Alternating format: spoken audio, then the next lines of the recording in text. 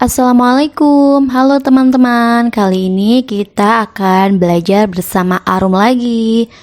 Nah, kita akan membahas tentang keunggulan dan keterbatasan antar ruang serta peran pelaku ekonomi dalam suatu perekonomian. Keunggulan dalam keterbatasan antar ruang dalam permintaan, penawaran, dan teknologi. Kebutuhan yang harus dipenuhi oleh setiap manusia itu berbeda-beda dan beraneka macam. Perlu kita ketahui bahwa faktor ruang untuk menentukan tindakan seseorang sebagai konsumen itu berbeda-beda. Masyarakat kota memiliki perilaku konsumsi yang berbeda jika dibandingkan dengan masyarakat desa. Masyarakat pegunungan juga memiliki perilaku konsumsi yang berbeda jika dibandingkan dengan masyarakat pesisir pantai. Dilihat dari fungsinya sebagai konsumen, masyarakat kota lebih banyak membeli barang dan jasa karena ditunjang pendapatan yang tinggi dan munculnya pasar-pasar modern seperti supermarket. Berbeda dengan perilaku masyarakat di daerah perdesaan atau pegunungan yang pendapatannya rendah, akses jalannya kurang baik yang membuat distribusian barang atau jasa menjadi kurang lancar. Akibatnya masyarakat desa atau pegunungan lebih sedikit membeli barang dan jasa.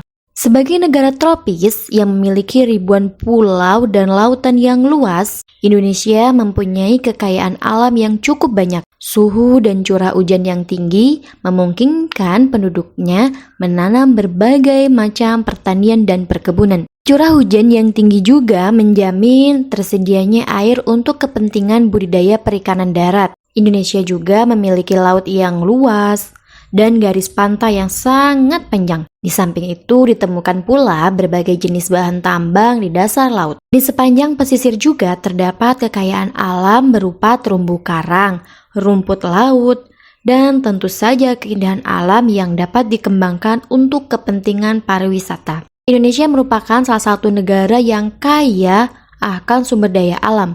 Sumber daya alam yang tersebar di Indonesia memiliki manfaat yang besar bagi kehidupan manusia. Itu semua merupakan keunggulan yang dimiliki Indonesia, yang mengakibatkan munculnya penawaran beberapa produk hasil produksi Indonesia, serta munculnya permintaan negara lain atas produk Indonesia.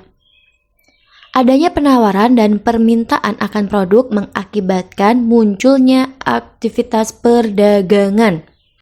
Salah satu contohnya, Lampung memproduksi kopi, sedangkan Jawa Barat memproduksi beras. Lampung dapat memproduksi kopi secara efisien dan murah. Demikian pula, Jawa Barat dapat memproduksi beras secara efisien. Dengan demikian, Lampung memiliki keunggulan komparatif dalam memproduksi kopi, dan Jawa Barat memiliki keunggulan komparatif dalam memproduksi beras. Keuntungan dari pertukaran sumber daya inilah yang menyebabkan terjadinya interaksi dalam dan antar ruang, berupa kegiatan perdagangan. Nah, selanjutnya kita akan membahas tentang pengertian pelaku ekonomi. Dalam kehidupan sehari-hari, tentu kita tidak asing dengan kegiatan banyak orang. Seperti kita pernah melihat orang yang membajak sawah dan menanam padi, lalu padi yang telah diolah menjadi beras dijual kepada agen.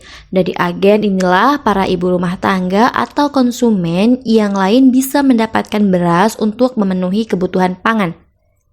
Petani yang menanam padi, agen dan ibu rumah tangga dapat dikatakan sebagai pelaku ekonomi, termasuk saat teman-teman jajan dan membeli makanan, belanja kebutuhan dapur, dan masih banyak lagi contohnya.